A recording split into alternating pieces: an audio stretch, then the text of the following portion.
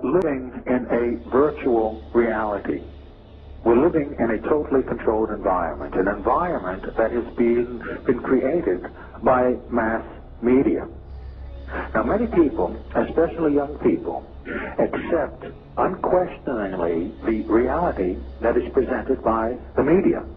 Popular culture, movies, television, music, carry messages about how society works and how people should behave. And so, entertainment is not value-free. It has ideological content. It presents a worldview that influences the people who watch the programming.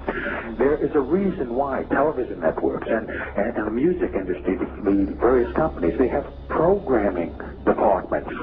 The programming that we are constantly assaulted by throughout our life conditions us. It programs us to a particular worldview. Now, we may consider it normal because we were born into this system of lies and deception. In fact, deception has become part of the social framework of society. And because we were born into this situation and our parents were born into it and have suffered from it, we don't know any better. And so we don't necessarily see things as they are. We see things as we are. Now, there are two primary means by which people are manipulated and controlled. One is very simple, very basic, and that is simply the control of information and the control of, if we don't have all of the facts on any particular topic, then our judgment is going to be no better than the quality of our information. And in spite of the fact that we have an information overload through all the information that's available on the internet and other sources, we have to have the presence of mind to be able to evaluate the information that we have available. And it's a matter of having to dig through and determine what's true, what are the lies, what are the half-truths, under that one basic heading, information control, where there has been a long-held consolidation of ownership of the different medias, press, publishing, film, music, television, consolidated ownership into the hands of very few individuals, the multinational corporations. Today, there are half a dozen multinational corporations that are controlling the information and entertainment choices that people have. Working as an editor, it was easy to see how simple it is to change the meaning of an event or change the meaning of what someone says through editing. And so I was very well aware of how plastic and moldable media reality was. But I didn't fully appreciate the extent to which we are all manipulated and controlled by media, including those people who work in it. So using television as the prime example of how mental programming and mind control works, television is the most powerful weapon of psychological warfare in history. And yet, television, for many people, is a member of the family in the household. It's a primary member. Yes. It runs the household. Yes, well, not only that, but it's the primary source of information, and the television, in effect, represents an altar, a religious altar that the nation is worshiping before.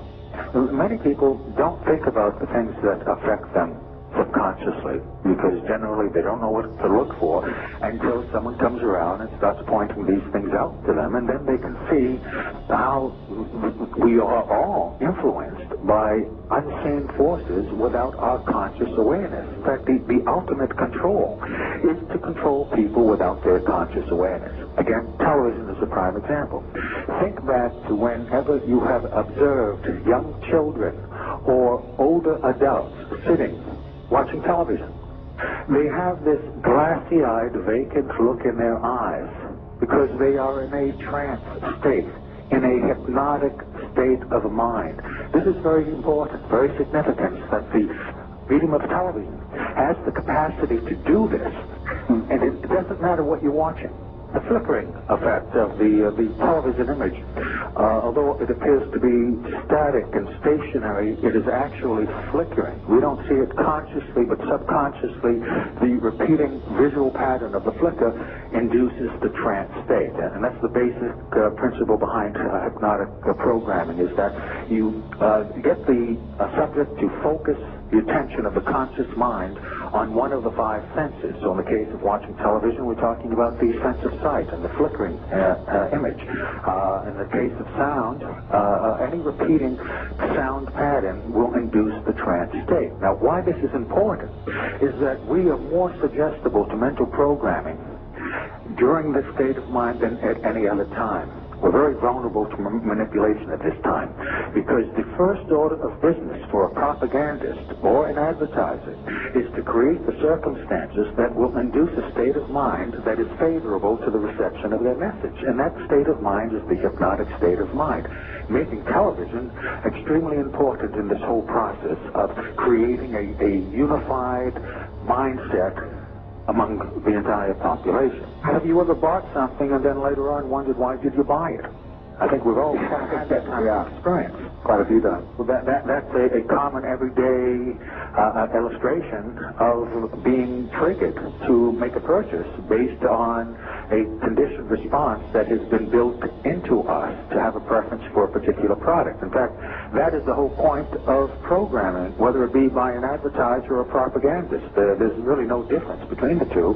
One's selling products, the other is selling ideas. The whole point is to build into us a conditioned response where we will respond automatically without thinking, with a preference for a particular idea or preference for a particular product. And that is the whole point of programming. If you think about it, whenever you hear news broadcasters speak, you realize that regardless of their ethnic background, whether they be black, white, Hispanic, or Oriental, they all have a similar manner of speaking. They have a speech pattern that is associated with the dissemination of true factual information on the news broadcast. Their speech pattern is similar to the pattern speech of a hypnotist. The news broadcaster looks directly into the camera and into the eyes of the viewer. Another hypnotic technique. The newscaster is an authority figure, encouraging the acceptance of the information. People, one, will accept information that comes from an accepted and respected authority. And then the repetition of the information over and over and over again is what builds that conditioned response, so that whenever they are presented with the information again, then they'll accept it automatically without thinking about it. Do you think that the media is complicit in sort of the mind control aspect? Do you think that they are, because I'm a firm believer that the media is completely controlled. Yes. Okay.